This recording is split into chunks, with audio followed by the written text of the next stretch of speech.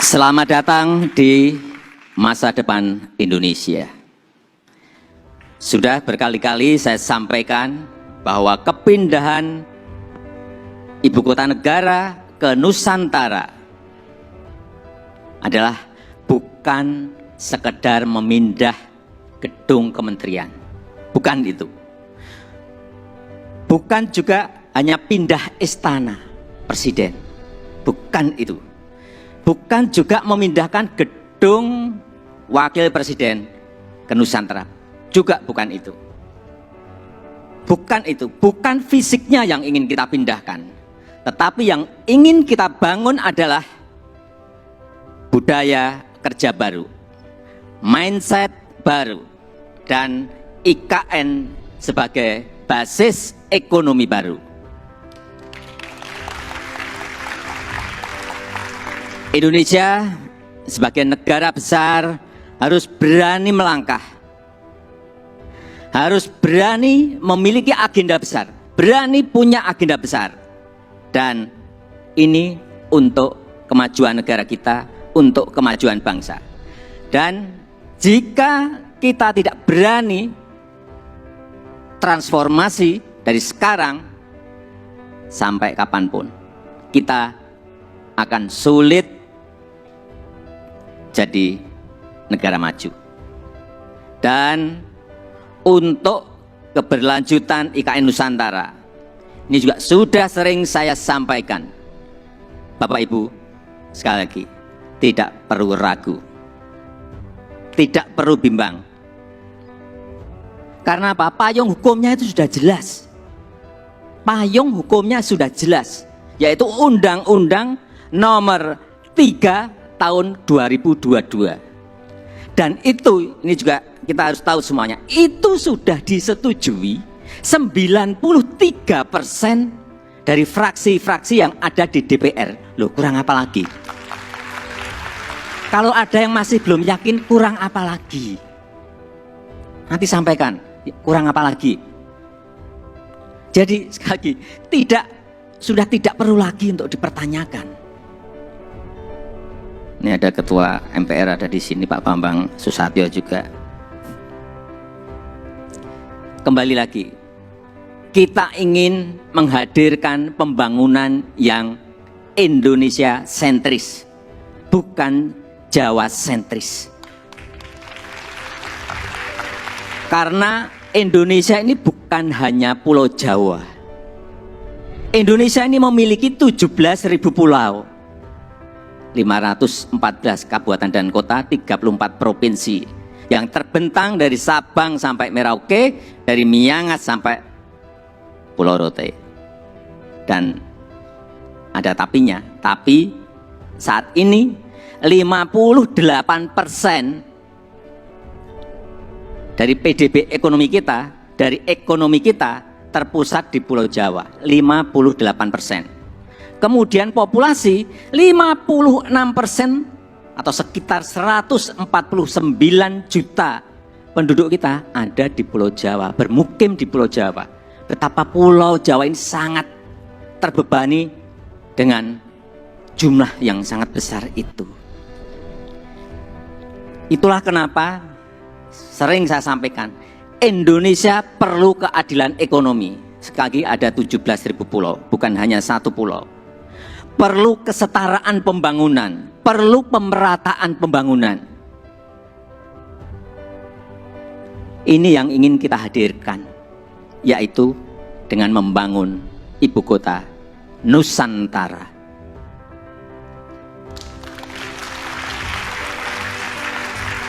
Nusantara adalah kota pintar masa depan yang berbasis hutan dan alam.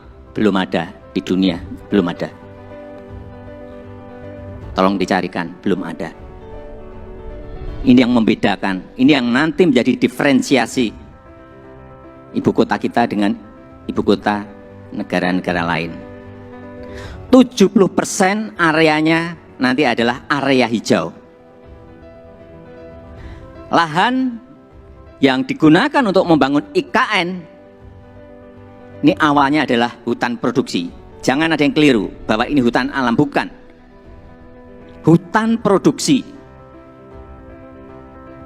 Monokultur, artinya di situ hanya ada satu jenis pohon. Dan saya tahu betul pohonnya itu apa. Pohon eukaliptus yang dipakai untuk pulp. Dan ditebang setiap 6-7 tahun. Jangan ada nanti isu merusak hutan. Itu hutan produksi yang setiap 6 tahun, 7 tahun ya ditebang.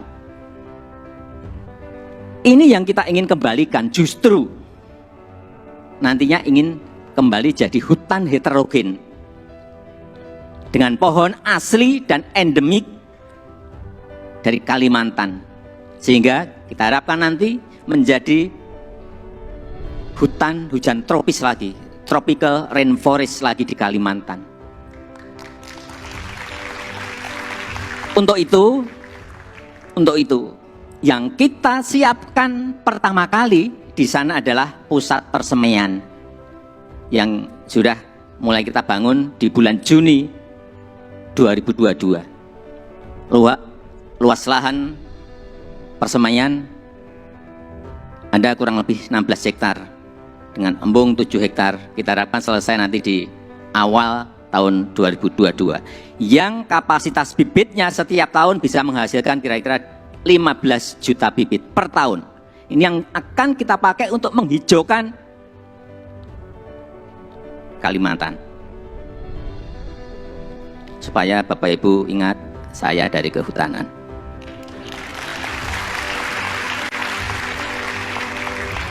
Saya waktu menerangkan di persemaian di Kalimantan dari A sampai Z, ini pohon apa, ini pohon apa, ini pohon saya apa semua. Dan 80% sumber energinya adalah berasal dari renewable energy. Mobil di sana nanti harus mobil listrik. Kemudian 80% transportasinya adalah transportasi umum, autonomous vehicle, tanpa awak dan tanpa sopir. Jadi yang kita hargai di sana adalah pejalan kaki. Yang kita hargai di sana adalah orang yang senang naik sepeda. 10 minutes city, jarak tempuh kemana-mana itu ada dalam 10 menit. Sekali lagi, inilah showcase transformasi Indonesia, showcase perubahan peradaban Indonesia, dan budaya kerja yang ingin kita bangun di IKN Nusantara adalah budaya kerja produktif. Itu harus didukung oleh tata kelola yang baik, didukung oleh manajemen yang baik, didukung oleh implementasi teknologi yang mumpuni. Smart living, smart city, layanan masyarakat lewat aplikasi, akte lahir, akte nikah lewat HP, paperless. Ini yang ingin kita bangun. Jadi Nusantara adalah masa depan Indonesia dan bisa terwujud dengan upaya bersama. Bukan hanya pemerintah yang bergerak, bukan hanya pemerintah, karena memang pemerintah hanya kurang lebih menyiapkan 20% dari budget yang ada. 80% kita berikan kesempatan kepada investor, kepada investasi, termasuk Bapak Ibu yang kami hadirkan pertama kali pada malam hari ini. Investasi terbuka lebar. Bapak Ibu bisa pilih mau di mana, mau investasi di sebelah mana. Mau di kawasan inti, ya harganya beda. Di financial center, di kawasan healthcare center, di kawasan education center, di housing area, di tourism area, silahkan. Saya sampaikan ini adalah kesempatan pertama dan kesempatan emas yang tidak akan terulang lagi.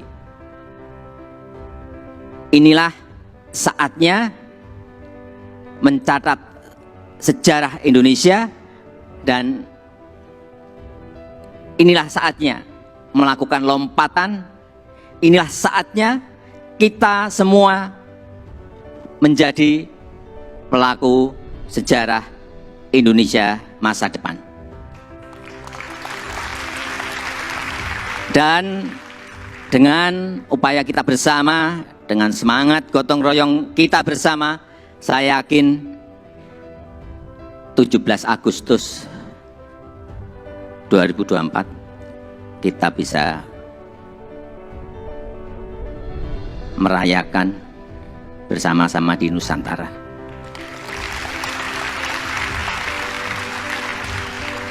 Terima kasih. Wassalamualaikum warahmatullahi wabarakatuh.